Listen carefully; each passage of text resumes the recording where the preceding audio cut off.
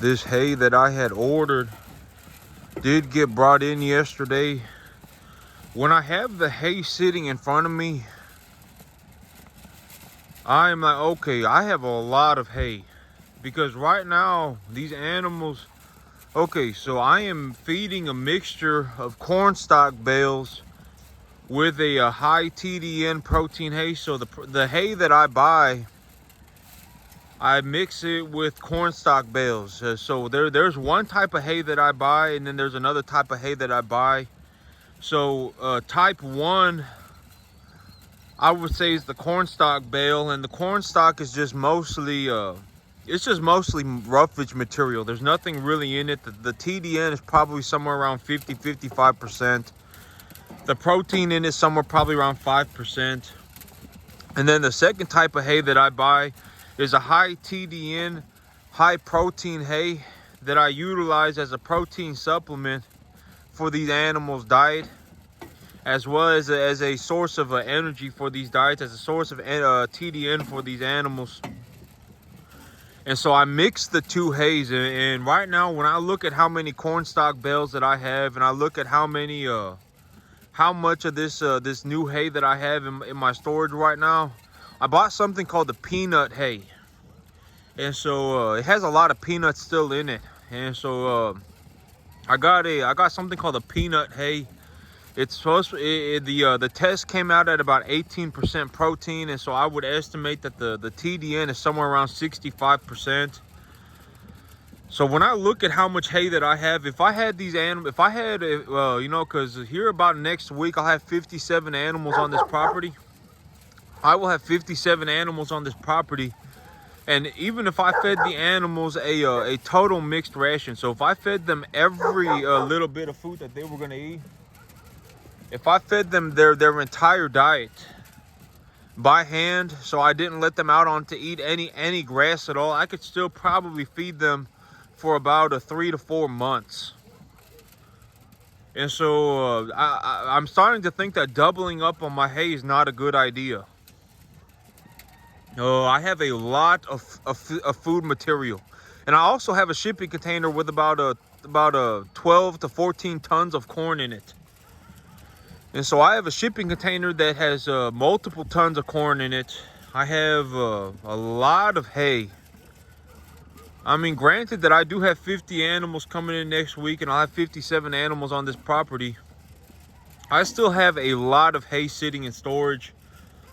I will have to, well, yeah, I'm gonna have to look, because at this point in time, you know, but deep in the back of my mind, I really want this new truck, and so I'm telling myself, don't buy this new truck, don't buy it. Wait until the very end, and you know, right before I file my taxes, if my accountant says, hey man, this is how much money you have left over in taxable income, that's when I'm gonna be like, okay, I'm gonna go and buy this new truck. But a part of me really just wants to pay off my truck and trade it in for a brand new 350. But I'm telling myself, you know, I've been talking about this truck for months now, and I'm like, don't do it, don't do it, don't do it. But I know that deep down, I really want this truck, and so I'm being very cautious about it, because I know that it's a dumb idea, right? I know that buying a truck, it's not the best investment. Like if I bought a truck, like if I bought an animal, right? If I bought a number one type commodity animal, and I took care of that animal, and I put weight on it, and I took good care of it, chances are in a month, in 2 months, on a daily basis, the value of the animal is going to go higher. So the animal will be worth more than the money that I put in it. But if I buy a truck, the moment I drive it off the lot, the moment I take it off the dealership lot, the value of the truck has gone down. And so that's my big thing when I talk about the like my investment strategy. One of my biggest fundamental investment strategies is to put money in things that make me money. So if I put $1 in something and I can get $1.10 back, that's the kind of stuff I want to put money in. Like if I put money into, so that is how I conceptualize my investment strategy. One of my biggest fundamental investment strategies is to put money into things that have a disproportionate amount of opportunity to increase in value. And so there isn't any such thing as a guarantee, right? Like I could lose money in the cattle business and I could lose money on my cattle, but the chances of me losing money on cattle is a whole lot less than me losing money losing money. The chances of me losing money on a truck are like 99% higher than the chances of me losing money on cattle, right? And so the chances of me losing money on cattle is very low. If I bring in a number one type commodity animal and I take good care of that animal, I put that animal on a 65-70% TDN diet. If they're at 2.5 to 3.5 weight, I start them at 16%, and then I dial the protein back to about 12% by the time they get to 7.5 weight. Chances are I am going to make money on that animal. And if I have a field of grass like this, like I have right now, chances are I'm going to make money on that animal, right? In these certain circumstances, chances are I am going to make money. Like if I didn't have grass, or if I didn't formulate the animal's diet properly, if I didn't take care of the animals properly, the chances of me making money kind of go out the window, right? A lot of people lose money in the cattle business. A lot of people, when they talk about farming, they're not going to say anything good. They're going to say, "Oh, this is a horrible business to be in. Oh man, I lose money." Like if you go and talk to, if I put 100 farmers in a room and they had to be they had to put their hand on a holy book, their right hand on a holy book, and tell the truth, they would not say pleasant things, right? They would say, "Oh man, whatever, I don't make money farming. It would be fortunate if I made $1,000. Oh man, I'm going underwater on my books. Oh man, my crop failed." I mean, a lot of people, almost nobody says anything good about farming.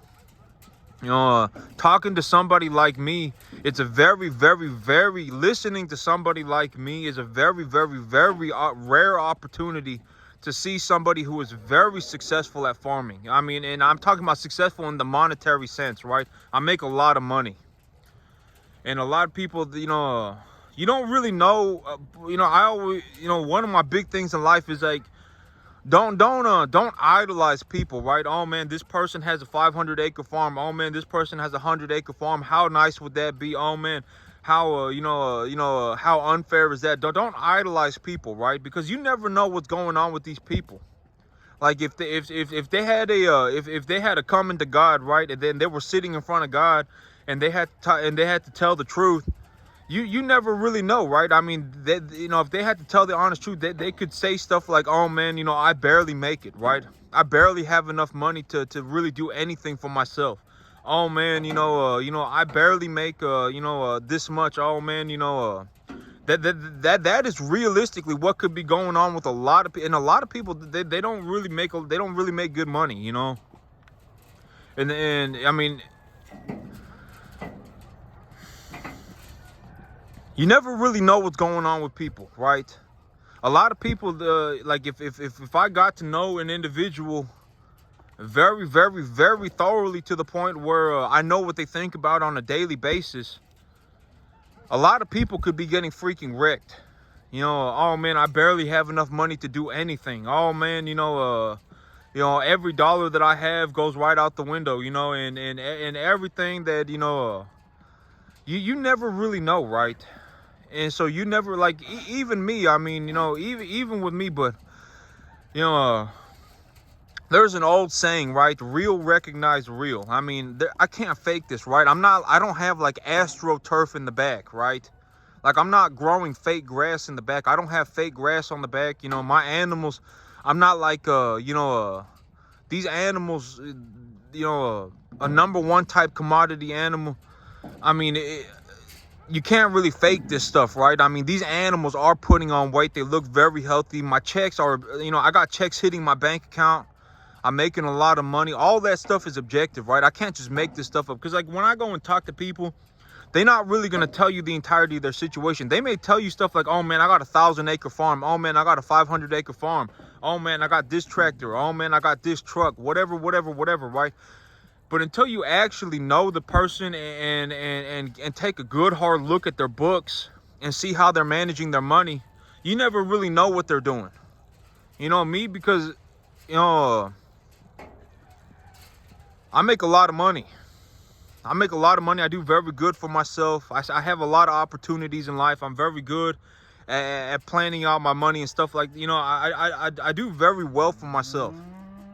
And, you know, when a lot of times it don't take much. Like if you talk to somebody for 5 minutes, you can usually understand what kind of life they're living, right? Like if I went and I talked to a cattle rancher and they said that they got a 500-acre field. They got a 500-acre field and they run 100 mama cows on it or whatever, or they run you know, 50 cattle on their 100 acres. That to me, you know, I would understand that this person does not make much money, right? Like if somebody talked to me, right? Like if somebody was talking to me, the things that I would say, oh man, I run 6, 7, 8, 9, 10 cattle an acre, right? I run a lot of, you know, I run, you know, I have a 10-acre field. You know, I run 70 cattle on it. I run 60, 70, 80 cattle on it. You know, I make over $250,000 a year. I mean, if people, you know, like, you know, depending on what the person says, usually it don't take long. If you talk to someone for 5 minutes, usually you can figure out what it is that is going through their mind when they live their life. I mean, you know, I mean, it don't take much, right?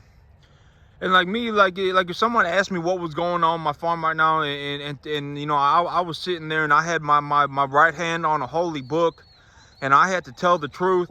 And they said, okay, you know, what is going on your farm right now? Okay, you know, I got a 10-acre field. I run 60, 70, 80 cattle. I run 7, 8 cattle an acre. You know, I make over $250,000 a year. You know, and you know, I raise #1 type commodity animals. You know, you know, commercial beef animals. And if they ask me, you know, what are some of the things that I'm looking to do right now? What are some problems that I'm looking to solve? Well, when I look at my grass right now, I've got about you know, about 50 pounds of nitrogen, 50 pounds of phosphorus, 50 pounds of potassium, 20 pounds of sulfur on my grass right now. And I am looking to, I got one more rain event over the next 3 weeks, and the fertilizer in my grass is looking like it's going to run out in the next week. So next week, when it starts raining, I'm going to put 35 pounds of nitrogen, 10 pounds of phosphorus, 10 pounds of potassium, and 5 pounds of sulfur on my grass, with the anticipation that I get another rain event here in about 3 weeks. And so the fertilizer that I put on next week will last about 2 weeks. And, you know, you know, like if I was in a situation where I thought I was going to get 1 inch of rain a week, when I get 1 inch of rain a week, I even reduced the fertilizer concentration down to about 15 pounds of nitrogen, 15 pounds of phosphorus, 5 pounds of phosphorus, 10 pounds of phosphorus, stuff like that. I reduced my fertilizer concentrations even more, and I apply the fertilizer even more frequently. Like when I get rain every single week, I put fertilizer on my field every week, but I put it on in very, very low amounts. And so depending on the dynamics of the situation, I make my plans accordingly. And the reason that I do that is because, you know, the information that I've collected in the past is the information that I utilize to kind of formulate my plans for the future. And so if I'm anticipating that I get 1 inch of rain every week, then my plans will be different than if I think I'm going to get 3 inches of rain on the first week and then 1 inch of rain on the last week of the month. And so, you know, depending on the dynamics of the situation, you know, it really changes the plans, right? And another big problem that I'm having right now is that, you know, I made so much money on these animals that I put a half a shipping container full of corn away. I put a barn full of hay away. I have hay stacked. I have hay just sitting out in my front yard. I literally have hay sitting everywhere, and I still have a lot of money left over. And I don't know what I'm gonna do, because I'm not gonna say I don't know what I'm gonna do, because that makes me kind of sound like a loser. but I need to make a plan.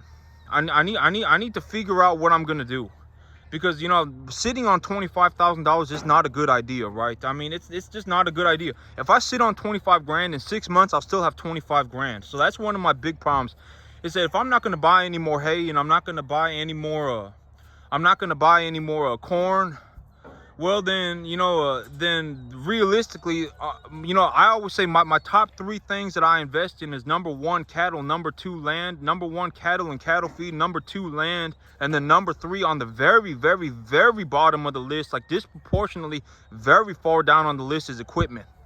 And so if I go from number 1, cattle and cattle feed, then I need to cattle and cattle feed number 1. And if I've maximized the amount of cattle that I can run on my property profitably, and I've maximized the amount of cattle feed that I can put away, then I go to number 2. And number 2 is I buy more land. But right now I haven't filed my income, so the bank doesn't know. The bank doesn't know that I make this much money yet. And so if they don't, and the bank, I've already asked them for money. I've repeatedly asked them for money. And they gave me money, and then they told me that they're not going to give me any more money. And then they told me 5 times that they're not going to give me any more money. So I've stopped asking the bank for money. And so number 2, I can't really buy more land until I filed my income. And the bank sees, okay, this guy makes a lot of money. We should probably give him more money. We should probably lend him more money. And so I really can't borrow any more money until about April of next year.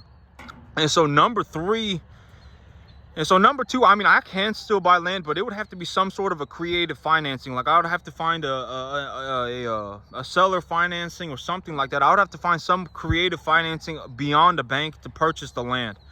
And I don't really want to do that because interest rates are real high, and people are like asking, like I've asked around for seller financing deals and stuff, and people are asking for like 7, 8, 9, 10%. And I don't take 7, 8, 9%, 10% interest rate loans. I don't do that. One of my golden rules is that I don't take loans beyond 6% interest. And so if I have that set, like I don't take loans over 6% interest, you know, that puts me in a spot where it cuts out a lot of not that it cuts out a lot of opportunities, it cuts out a lot of just BS, right? It cuts out a lot of just nonsense. You know, people asking for 9% interest and 11% interest, 10% interest, stuff like that. It cuts all that stuff out. And so it puts me in a spot where I'm only looking at a few deals, and the few deals are the best for me.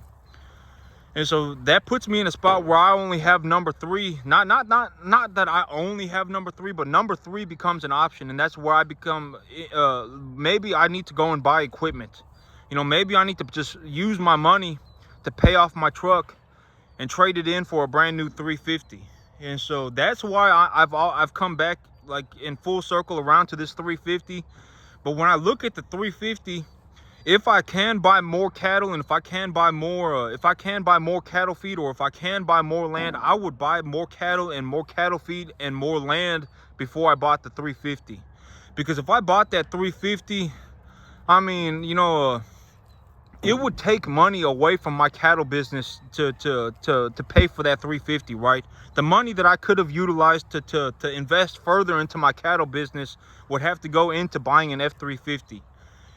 And so that's the trade-off. And so, you know, equipment for me is a very, very, very, very far number 3, but I'm considering it at this point. I don't want to sit around with $25,000. And I don't know where, if I bought more hay, where would I put it? I mean, I have a whole lot of hay sitting in storage. I mean, literally, if I had these animals in a confinement pen and I had 75 animals here, I could probably feed all of my animals for like 4 months. That's how much cattle feed I have put away. And so I don't know what I'm gonna do. If I bought more hay, I don't know where I'd put it. You know, I don't really want to put 120 animals on this field, because then it would just kind of turn into a mess real fast. I don't really want to be in that situation either. And so I mean, well, if I can find a piece of land to buy, I would buy it. But the bank is telling me they're not going to give me any more money. And so, you know, I got to file my income next year before they're going to give me any more money. And so I gotta figure it out. But that's it for me today, YouTube. Y'all have a good one.